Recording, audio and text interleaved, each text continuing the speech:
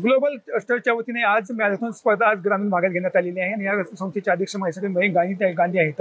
आपण त्यांची सर काय तुम्हाला कसं वाटलं की आज परळी शहरामध्ये सगळ्या गावामध्ये आज मॅरेथॉन स्पर्धा घ्या वाटली? खरं तर या संस्थेचं मोठं काम आहे शेतकऱ्यांसाठी.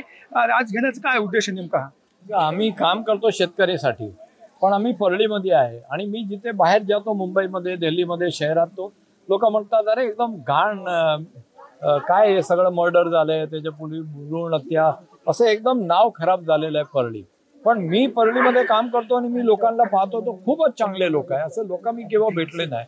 तो यांच्या इमेज चेंज करायची गरज आहे. आपण किती वर्षापासून काम करतात परळी? 7 वर्ष झालं आणि मला वाटलं की यांची इमेज बदलायची. त्याला इथे डिप्रेशन मध्ये लोक होते, त्याला पुढे वरती घ्यायची गरज आहे.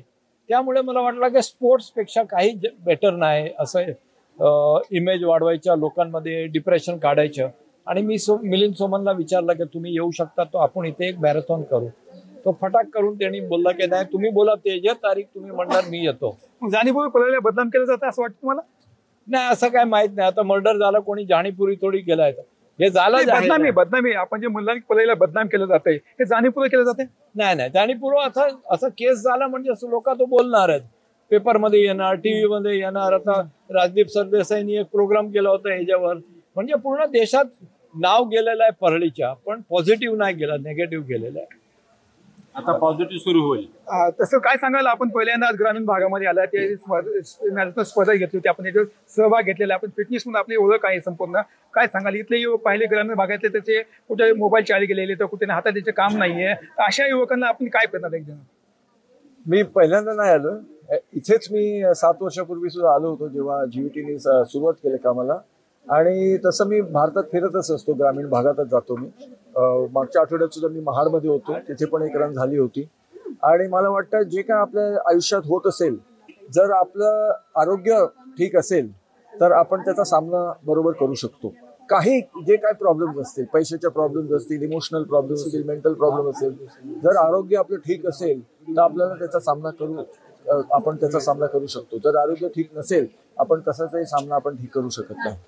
तर त्याच्यासाठी थोडासा वेळ दिवसातून स्वतःला वेळ द्यायला पाहिजे. आपल्या मेंटल स्ट्रेंथसाठी सुद्धा, मनाच्या शांतीसाठी आणि शरीराच्या ताकदीसाठी थोडं 10 मिनिटं असेल, 15 असेल, 20 मिनिटं असेल, अर्धा तास असेल, 1 तास, जे काय तुम्हाला वेळ देता येईल तो वेळ तुम्ही दिलाच पाहिजे. असे ग्रामीणच्या भागातले जे युवक आहेत त्यांच्या हातला हाताला काम नाही पाहिजे, त्यांच्या त्यात बॉडी लँग्वेज पाहिजे तर त्याचे हे गेलेले आपण बॉडी फिल्डर आपलं काम काय अशा युवकांना आपण काय संदेश देणार म्हणजे काय केलं पाहिजे? आता आधी हे माझं महत्वाचं हेच आहे की मनाची काळजी आपण घ्यायलाच पाहिजे, शरीराची काळजी घ्यायलाच पाहिजे. आणि बाकीचं काम आपल्याला करायलाच पाहिजे. शाळेत जायला पाहिजे, एक्झाम द्यायला पाहिजे, नोकरी शोधायला पाहिजे. हे सगळं तर आहेच, सगळ्यांच्याच जीवनात आहे. ते सगळं शहरात असाल किंवा गावात असाल किंवा कुठेही असाल, असं नाही की शहरातल्या सगळ्या लोकांना काम मिळतं. नाहीयेत, ते पण बेरोजगार बसलेलेच असतात, ते पण शोधातच असतात. तर गावात सुद्धा तेच आहे, शहरात सुद्धा तेच आहे. पण सर्वात इम्पॉर्टंट म्हणजे त्याचा सामना करण्यासाठी, म्हणजे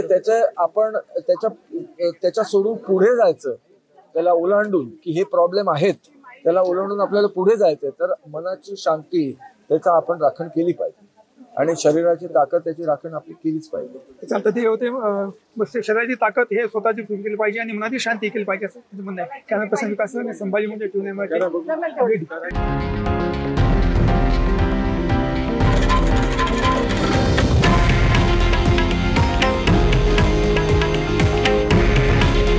हे आहे देशातील नंबर 1 न्यूज नेटवर्क आणि आपण पाहत आहात TV9 मराठी. काळजी तुमची, हित महाराष्ट्राचं.